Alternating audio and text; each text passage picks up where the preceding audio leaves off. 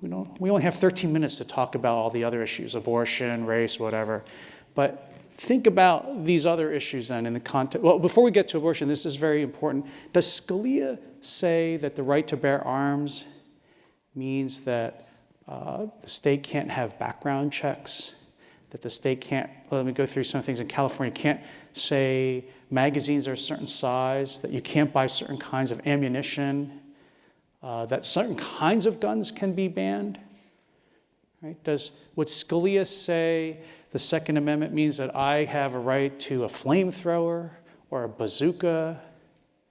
Because Scalia responds to Stevens on this point. What is Scalia's? And of course, this is up for debate right now in the wake of the last two mass shootings. What can the state do, even in respect to Scalia's framework or the Supreme Court's framework?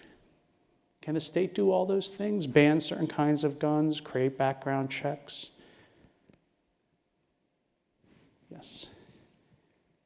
You're coming from the country with no right to bear arms, actually. You go to museums to see guns. I do indeed, yes. When was the last time you saw a real gun in person? Never. I believe it was a cannon, actually. But well, if it was a British cannon, you were still putting that big thing in front of it and sticking gunpowder in it and then putting a big, heavy ball in there and then shooting it out. Right? Very effective. So I believe that that universal background checks are not... They do comply with the 14th Amendment in terms of due process and how that relates to a constitutional viability approach to enabling the bearing of arms with sufficient oversight. Yeah, because is any right absolute? No, right? Scalia says this right, and his point is, like all rights, has to be balanced against the state's interest. And so he actually, in the opinion, says you can do certain things like have background checks. What about banning certain kinds of weapons entirely? Could Congress say no AR-15s? No. Which is, since you're from Britain, that's a kind of scary-looking gun that looks just like the American M4 that's used by the Army, which you see in Britain only on TV shows. But could the government just ban certain kinds of weapons? I think that would be too difficult to enforce. It would, again, go to the point of individualized cases. You'd have to have millions of cases per description of gun. Yeah, you could maybe say you can't manufacture them. Be harder to say we're going to go collect them all and take them away. But Scalia even says you can ban certain kinds of guns if you have a good reason. Right? The state can't just arbitrarily come up with them. They have to have some important public purpose behind it. And then even then, as you say, case by case, we're going to balance the government's interest versus the intrusion into the right. That's true of all the individual rights, Scalia says, right? You don't have an unlimited right to free speech even, which we often think of as the most important right. You can't go into people's neighborhoods at 3 a.m. and start screaming about how your candidate should be elected or something. Actually, that's actually a real Supreme Court case. Not a very effective campaign tool, I want you to know. But, right, the court said you don't have a right to speak however loudly you want, at whatever time you want, anywhere you want. Right? Every right has some balances to it. It can be balanced by the state. Because that's an important point, because think about abortion. So how would you, or gay marriage, how would you then approach these questions about a right that is not in the text at all, right? At least with the Second Amendment, you're parsing this text, that is already in there and trying to read what are the rights that had to exist for that text even to make sense, right? That was sort of what we're doing there. I think abortion and gay marriage are different questions in a way, because they're talking about here are rights that, at best, we have vague language in the Constitution, due process of law, equal protection of the laws. How do we tell whether those rights are fairly included in that language? So the Scalia view is fairly simple if you want to think about it. He would say, did people at the time of 1791, when the Bill of Rights is written, or 1868, when the 14th Amendment is written, which has those equal protection and due process terms in it, and applies the Bill of Rights to the states? I don't know if Professor McConnell talked about that. That itself is a deeply controversial approach, but we have done it We now assume the Bill of Rights, almost all of it applies to the states through the 14th Amendment. But that's done in 1868. Scalia would say, well, with abortion, most of the states had laws either restricting or prohibiting abortion entirely. So no one would have thought, historically, under his approach, that abortion was included in the 14th. And Scalia would say, that doesn't mean you can't have it or not. That just means Parliament has to do it. If you want a new kind of right, Parliament should pass a law extending that right. What's the counter-argument to that? Who would want to argue? This is not a problem I have at Berkeley, asking people to get up and defend Roe versus Wade from this originalist critique. What would be the counter-argument to that? Yes? I'm not sure, but maybe under people have the right to privacy. So with respect to privacy rights, women have the right to have this procedure done. Good. You didn't stand up and say your name because you're a very private person, I can tell. You don't want anyone to know your name. I'll go ahead and do it. My name is Ariana Farber, and I'm from the University of Utah. Okay, so Ariana, what about the point that Scalia makes is the word privacy doesn't appear in the Constitution either. So where did the right to privacy come from? Under selective incorporation, I guess, they incorporate, well, I don't know if it's direct, or under the Fourth Amendment, it's some kind of due process. You know, good. What's in the Fourth Amendment? You guys should really love the Fourth Amendment. If I were you, I would memorize the Fourth Amendment. You're entitled to due process of law? No, that's the Fifth Amendment. Sorry. The due process is good too.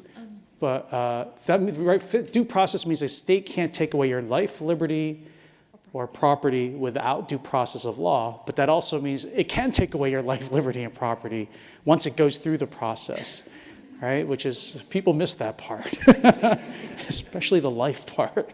So the Fourth Amendment? Yeah. The Fourth Amendment is the one about search and seizure, right? Search and seizure. When you get pulled over by the police, as you inevitably will, for speeding too fast, because that, in addition, my English friend, to the Second Amendment, the other thing Americans have a God-given right to do is drive really fast, regardless of all applicable laws and speed limits, as you see here in California. You get pulled over by the police officer, he doesn't have a right to go through your car. He doesn't have a right to search your things, because you have a Fourth Amendment right to be secure in your home, your effects, in your person. That's what the text. So does that sound like privacy? Yeah, so they didn't call it privacy, but if you were arguing on behalf of Roe versus Wade, you would say, look, there are already texts within the Constitution which seem to recognize a sphere of privacy that the government cannot intrude into. And they would start with the right against unreasonable searches and seizures. And then they would say, and the due process right not to have your life, liberty taken away. Scalia's got an answer for that, though, because he's a smart guy, and he thought about this stuff for a long time. He would say, yeah, that's true. There's this Fourth Amendment. Actually, he was very favorable to Fourth Amendment rights, especially with new technology. He's a guy who, for example, said that the government can't track you or GPS location all the time through your phone, that this government can't use heat detection devices to try to find marijuana plants in people's houses. But he would have said, at the time they wrote that Fourth Amendment and the Fifth Amendment and the due process, a lot of states still had these criminalization or prohibitions on abortion. Why would they pass an amendment that would have made everything they were doing illegal? And then after the amendment, they didn't take those laws off the books. Abortion, right, as we can tell from Roe versus Wade itself, is still criminalized in many states until 1973. So what do you say back to our... Sorry. So Scalia's answer is, yeah, you're right about the text, and maybe there is a right to privacy, just didn't include abortion. Because back at that time, a lot of the states made abortion criminal. They wouldn't have passed an amendment to the Constitution that made all these laws illegal all of a sudden, would they? That's his response to you.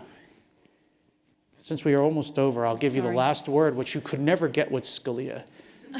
He would never stop talking. Well, The problem I'm having is I'm trying to go into the opposite viewpoint because I don't disagree with him necessarily. I just That's think- what's so great about being a lawyer. You have to represent both sides, either side. So I'm the only trying- side you represent is the one with the most money who can pay your bills.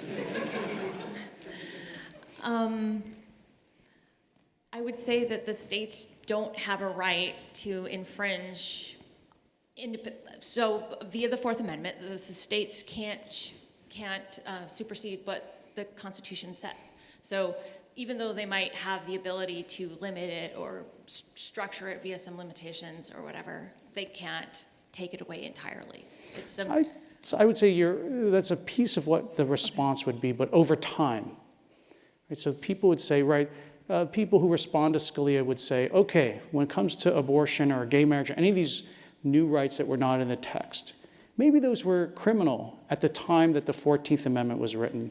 But the 14th Amendment is a created living, breathing Constitution, and things change over time. Creates a principle. Yeah, exactly. Creates a principle, and the application of that principle to facts changes because facts change with the times, right? We're in a different time than we were in 1868.